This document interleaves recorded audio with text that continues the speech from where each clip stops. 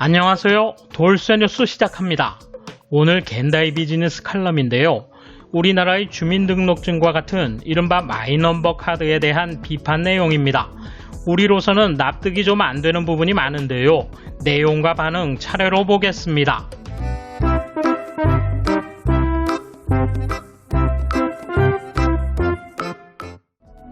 제목은 마이넘버 카드로 약한 자 괴롭힘은 절대 그만뒀으면. 글을 쓴 이는 노구치 유키오 와세다 대학 비즈니스 파이낸스 연구센터 고문이라고 합니다. 나는 마이넘버 카드의 전자증명 등록을 하지 않았던 것 같고 카드의 전자서명 기한도 공란이었다. 그래서 전자서명 갱신 등록을 하지 않아도 된다는 묘한 안심이 있었다. 그런데 지난주 전자증명 갱신 절차 통지가 왔다. 당황해서 마이넘버 카드를 등록했을 때의 서류를 꺼내보니 전자증명용 비밀번호 메모가 있었다. 전자증명 등록은 그렇게 한 셈이다. 그러고 보니 쓸데없이 긴 패스워드를 설정한 기억이 있다. 내 전자증명은 지난 5년 동안 한 번도 안 썼지만 유효했다. 그러나 카드의 전자증명 유효기간 나는 공란이다. 이상해서 문의창구에 전화해보니 전자서명이 유효해도 그 란에 아무것도 기입하지 않은 경우도 있다고 한다. 어지간히 허술하다. 게다가 통지서도 2달이나 늦었다.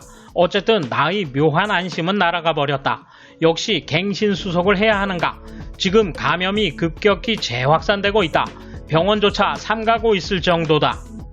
하물며 무슨 도움이 될지도 모를 일을 위해 아까운 시간을 써 관공서까지 가서 오랜 시간을 기다리는 것은 한사코 뿌리치고 싶다. 전자서명이 필요하게 되면 재발행 받자며 갱신 신청을 단념하기로 했다. 원래 전자증명서는 창고에 가지 않고 끝내기 위한 도구이다. 그 절차를 밟기 위해 코로나 감염의 위험을 무릅쓰고 관공서에 출두해야 하는 것은 이야기가 반대가 아닌가. 뿐만 아니라 5년이라는 유효기간은 이상하다. 전자서명을 빈번하게 사용할 경우 몇 번이나 같은 비밀키를 사용하면 외부인이 그것을 추측해버릴 위험이 있다.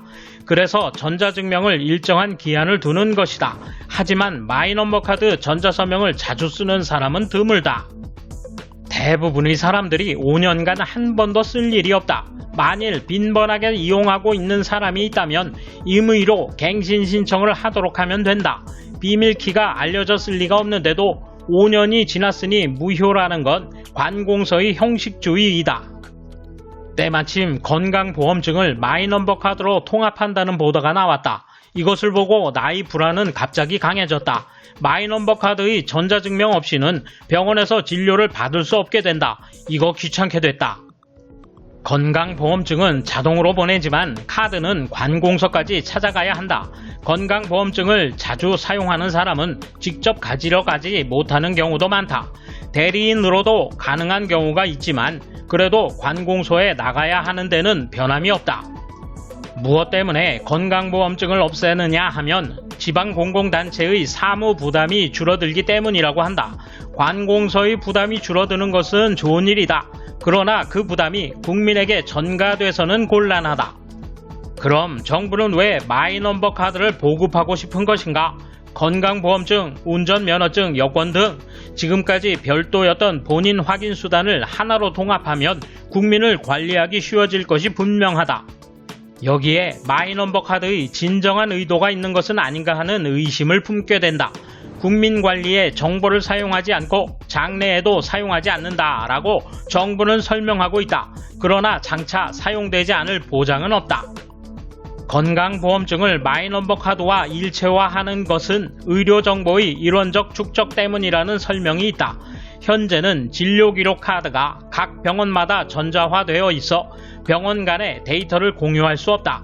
따라서 여러가지 문제점이 발생한다. 개인의 의료정보가 일원적으로 축적되면 전자적 의료기록을 병원 사이에 가로질러 이용할 수 있게 된다. 매우 중요한 진전이다. 이런 구조로 의료기관의 데이터를 제휴하는 것은 정확한 진단과 효과적인 치료로 이어진다. 그러나 문제는 이를 중앙집권적 구조로 할 수 있느냐다. 의료보험증이 마이넘버 카드와 일체화되면 개인정보가 중앙집권적 정보 시스템에 의해 관리된다. 이는 특정 관리자에게 전권을 맡기는 것으로 위험이 크다. 말할 것도 없이 병력은 매우 민감한 개인정보이다. 그것이 악용되면 지극히 위험한 일이 된다. 설령 정부가 이용하지 않더라도 문제는 있다. 카드의 분실, 패스워드의 도난, 국제적 사이버 공격 등 악용될 위험이 있다. 에스토니아에서는 개인이 디지털 정보를 관리한다. 의료 정보는 개인이 관리하고 필요에 따라 특정 상대에게 특정 정보만을 보여줄 수 있는 시스템이 필요하다. 이것은 블록체인을 이용함으로써 실현될 수 있다. 이를 한층 더 진행한 분산형 아이디가 여권과 학생증 등으로 개발되고 있다. 우리는 마이넘버 카드와 같은 중앙 집권적 구조가 아니라 분산형 아이디의 방향을 지향해야 한다. 이에 대한 일본 네티즌 반응 보실까요? 마이넘버 카드의 도입으로 절감되는 비용은 국민에게 환원되지 않고 정치인이나 낙하산 임원의 급여로 바뀐다고 생각된다. 마이넘버 포인트보다 큰 리턴이 이들에게 있다고 생각한다. 마이넘버 카드가 보험증이라 정말로 헷갈린다.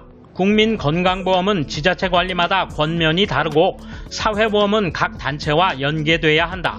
아마도 특별급여금 때처럼 인식하는 데는 엄청난 시간과 인력이 필요할 것 같다. 게다가 특정 질환이나 간염 보조 등은 링크하지 않기 때문에 결국 가지고 다니게 되고 중증 심신장애와 어린이 수급권은 발행 도도부현 내에서만 사용할 수 있기 때문에 나중에 관공서에 가지 않으면 안 되고 단점이 더 크다. 마이넘버는 카드가 있든 없든 매겨지고 있으니까 국가가 마음만 먹으면 일원화해 관리할 수 있지. 무엇을 해도 위험은 있기 때문에 어떻게 사용되는가라는 이야기를 하지 않으면 안 되는데 보이지는 않는다. 전자증명서 말이야. 이거 모두 정부에 속고 있지만 개인이 사용하려면 스스로 시스템 준비를 하지 않으면 안 되고 꽤 복잡하고 번잡한 시스템이야. 인감 폐지로 다 괜찮아? 인감 누르는 게 훨씬 빨라. 20년도 더 된 만화에 똑같은 내용이 쓰여져 있다. 마이넘버 카드에 건강보험, 신용카드, 현금카드가 모두 실리고 그 데이터 처리에 상업적 목적이 끼인다. 쇼핑 정보처럼 의료 정보도 빼내 고객이 원하는 것을 추천할 수 있다. 그런 일은 할 수 없다고 정부는 말하지만 불가능한 것은 아니고 계획하지 않은 것뿐이야. 마음만 먹으면 쉬운 일, 비밀리에 할 가능성은 있다.